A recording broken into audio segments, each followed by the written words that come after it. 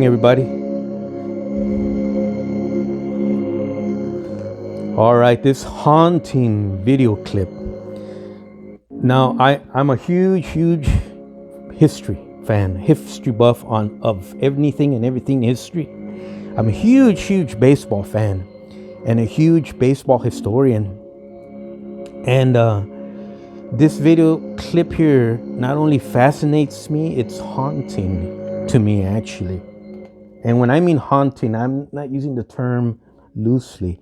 It sends shivers and goosebumps all over my body, because this is probably how that lazy Sunday afternoon in the Bronx, New York looked in color, or would have looked in color, back when Babe Ruth hit this ball and someone happened to shoot a film of it. Now, the debate on YouTube is, some people say he hit a home run. Some people say he hit the home run to the short porch in right field. So he was real lackadaisical about it. And my opinion here is he did not. My opinion here is he fouled this tip.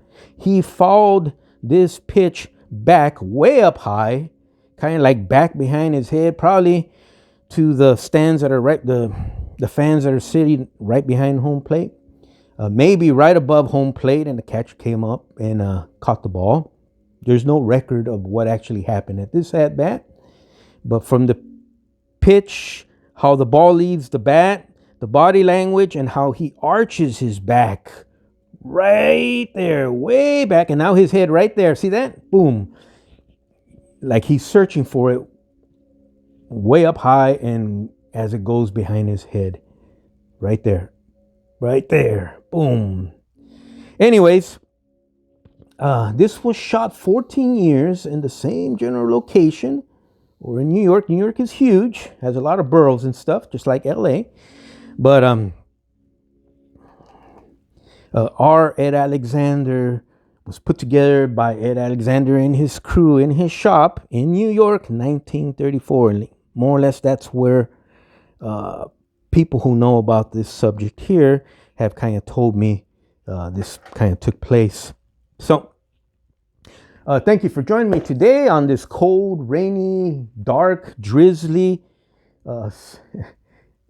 day out here in Yaupus on the West Coast. Haven't done any videos for a while. I apologize about that, but like I've always said, sometimes you got to step away from the hobby, just to step away, because life is going on all around you. Sometimes you got to step away. You know, you got your wife, your partner, your girlfriend, kids, stuff like that, or your job or stuff. In my case, it was attend to family and the scares we've had since October. And now it's the end of the year, literally. And I'm starting to get out of that funk. It was very interesting. That's all I got to say. But let's get back to modeling. So I spoke with John Lyon, the owner of this particular model. He definitely approved. I'm assuming he approved, and he loved, and I'm assuming he loved the decals. So we can go ahead and paint his locomotive exactly the way he wants. So what he went ahead and told me to go ahead and do is we're going to go ahead and doll up that tender. We're going to doll up the locomotive.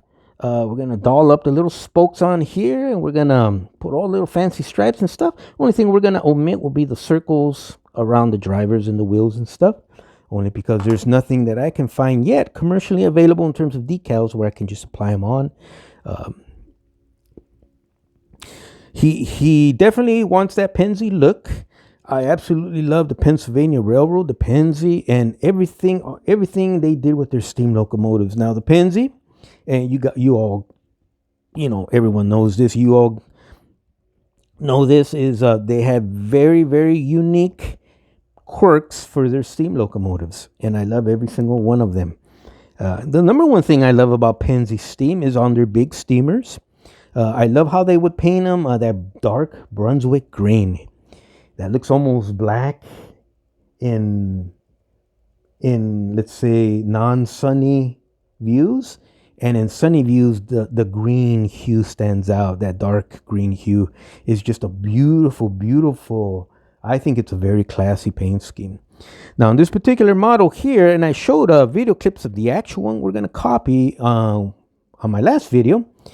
I don't think I can bring them up now. I'd have to do a lot of poking around. Yeah, we'll see. We'll bring them up later. Anyways, the model's going to be black. John wants that red oxide Pennsy roof on his cab. And that means also we're going to have to paint the front smoke box and its smoke box door and cover a gray. And then once we do all that, we're going to come back and we're going to start applying the decals. So what we're going to do, I have some paints over here. I may share them with you. Okay. Now, I've been painting since the 80s.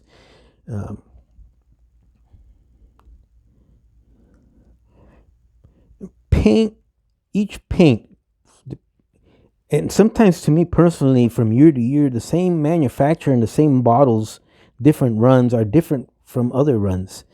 And some paints are better than others. Those paints that were better today, 2 years from now, may not be better anymore, and new paints come aboard, or a company that was offering paints that weren't that good today may improve their formula 2 years from now. Now they're the best. Water-based, lacquer-based, acrylic, there's all sorts of paints.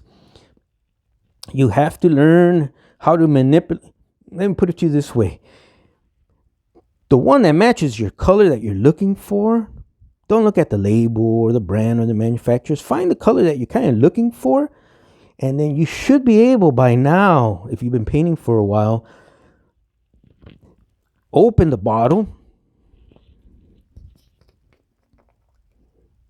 Actually, give it a sniff. I don't know why, but I always do. We always do, right?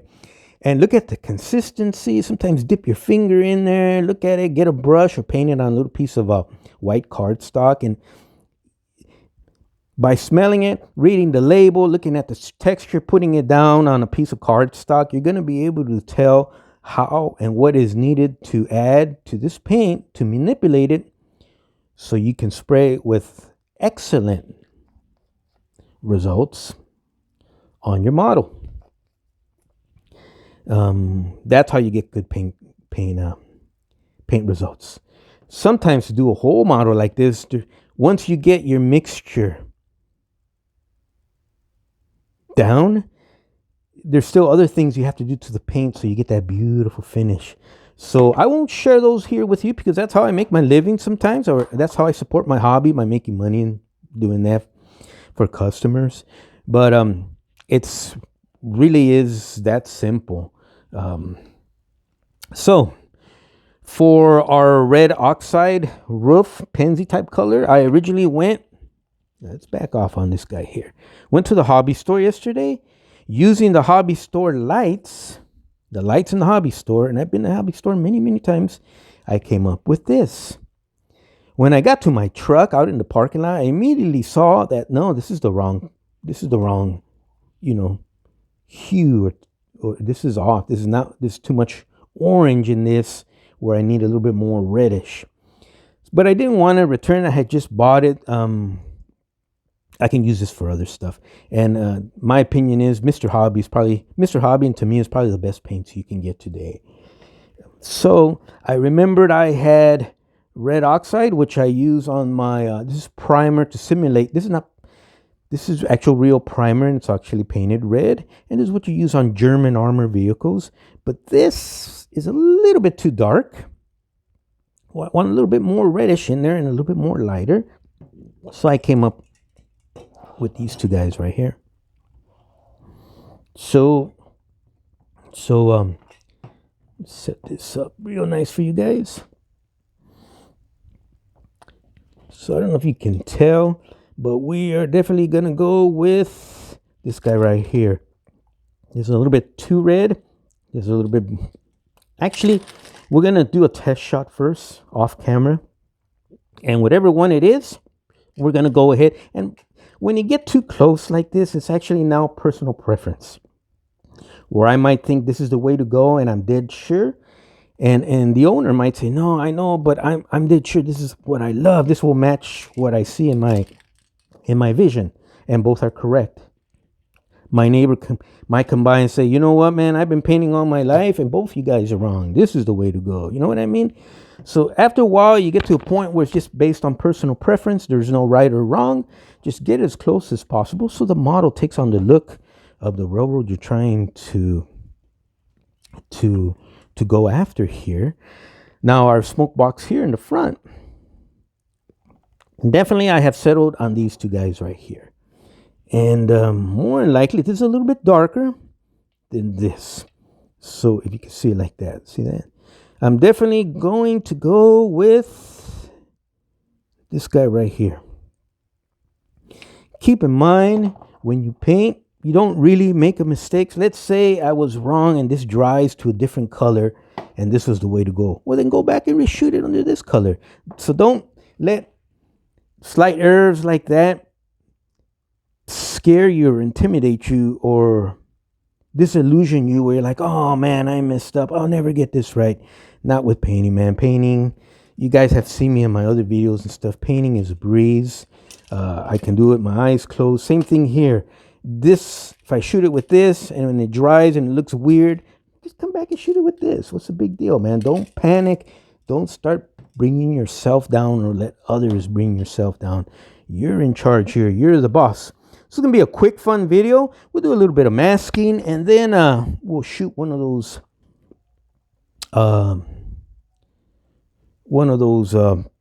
red colors on our roof right now. So hold off 1 second while we do a little bit of masking. I might as well shoot that part too. Hold on a second. Alrighty, we're back. So when we're going to be doing some masking, especially when you get to these little tiny delicate parts, if you got some good masking tape that you use for painting and stuff and masking off areas on your model, you want to go ahead and apply that so you get that nice clean border.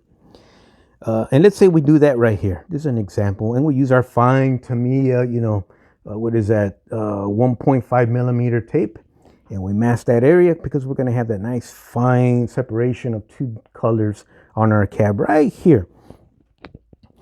But it's silly to keep using the same or your expensive tape to mask off the rest of the cab. This is a great I don't know if you guys can see the inside there. This is a great tape for painting and masking large areas, and you can actually do fine areas also when you get in there and you cut it to shape and stuff, either with fine scissors or a cutting blade like this. And what's great about this, you peel this off, it does not take the paint with it. So when you get to that fine area, you're going to mask it off, all delicate and stuff. Why keep using an expensive tape for the rest of this cab? You're just wasting money. So a good alternative would be to use some of that and just get the regular Scotch or formerly 3M original blue. Don't get any other fancier ones that charge a lot. Those are a little bit more sticky and those do peel off paint when you peel off your masking tape. I've been using this here, I ain't gonna lie to you, more than 25 years. So like I said, there's our, we're gonna go ahead and mask that right there. And then we'll go ahead and mask underneath the cab roof.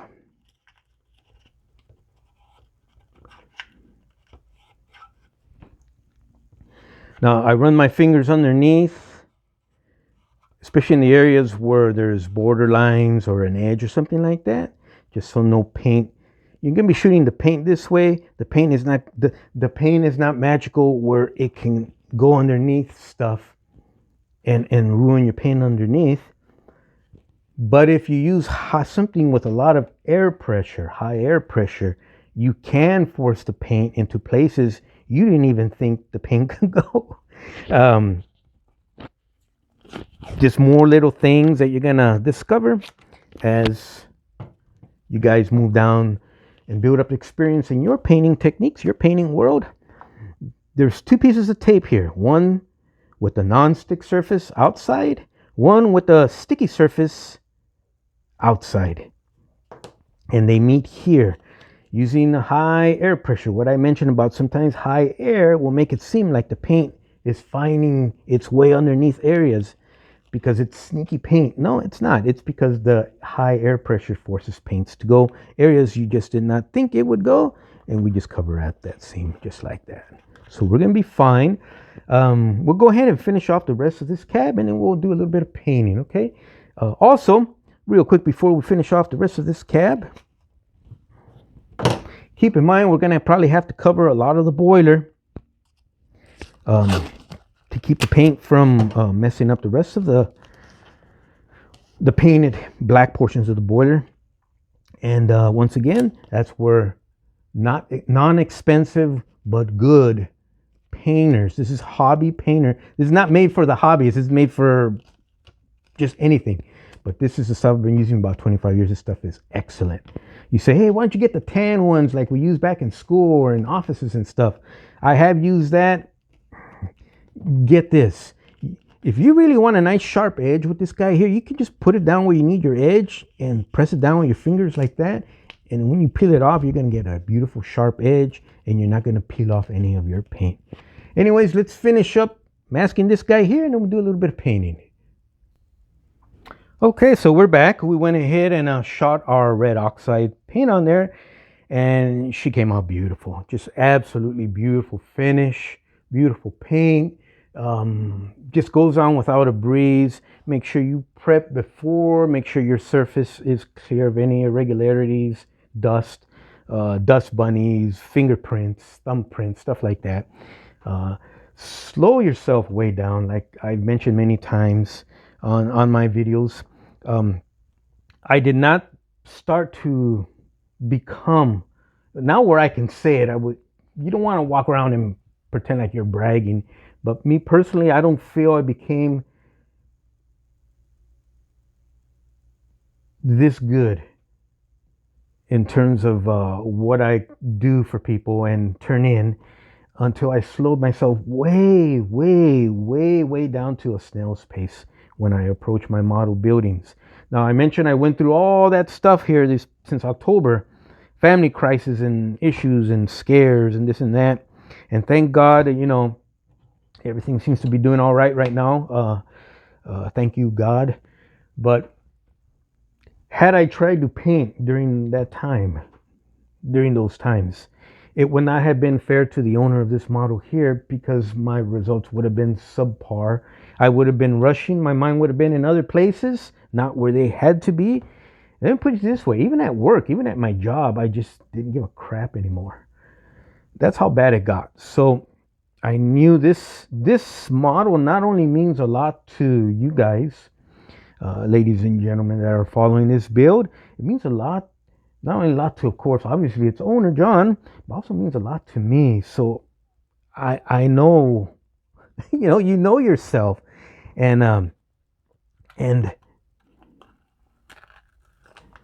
in terms of, I didn't want to F it up. So there you go. Beautiful.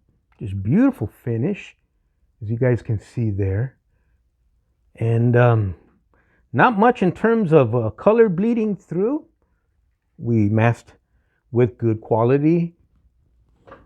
Get this formerly 3M, now Scotch, just the standard original. And that's what it says on the packaging. You can see it right there, original. Get this stuff, guys. It's about $7 a roll, but that roll's gonna last you a whole year long if you do a lot of painting.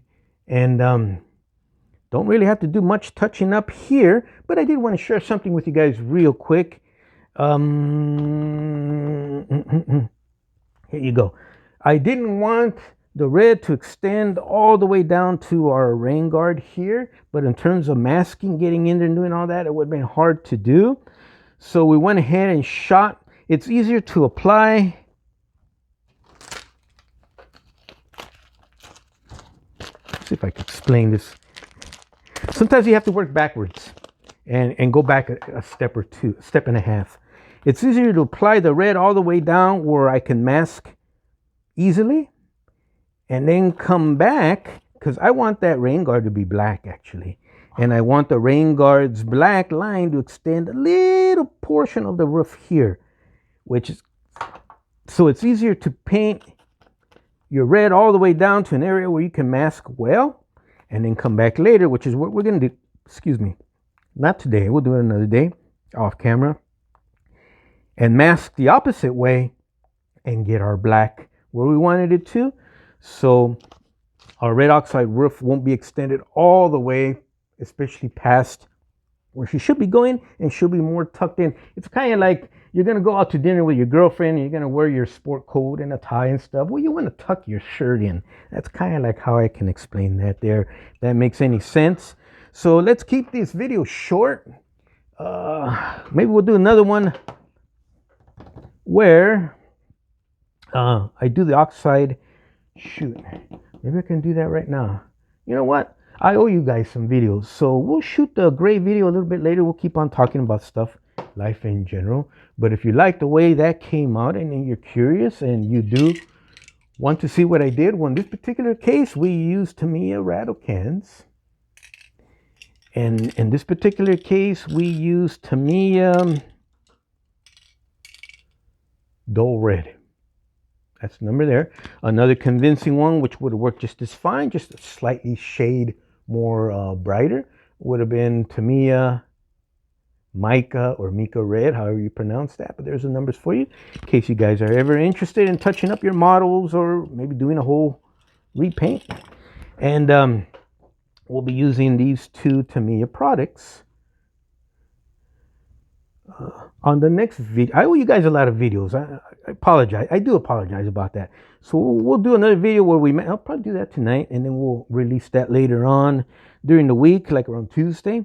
But we'll hit it with the gray, and then we'll show you the end results, and you'll see how our locomotive will slowly start to actually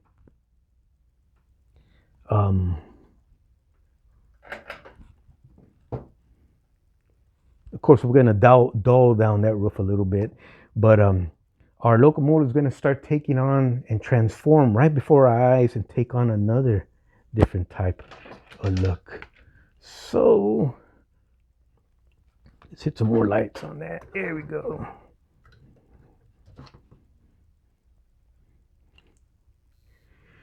Okay, originally offered around 1934 from Ed Alexander's shop out in New York City.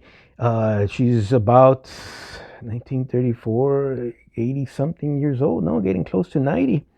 And fully restored. She hadn't run in years. She was pretty banged up. This has been a full restoration video series. Maybe kind of long, maybe kind of boring, but actually it was a quick and fast video because I wasn't doing anything at the time anyways. Usually something like this will take me a full solid 2 years. So we're going to hopefully get it out here way less than that. And from one student of history, all things history, to another, that's you guys and gals, ladies and gentlemen. Thank you for joining me. You all have an awesome and blessed rest of your weekend. We're going to release this here right now. As a matter of fact, I'll post it on YouTube, and then we'll come back Tuesday and post another one on the gray colors we chose. And you all take care.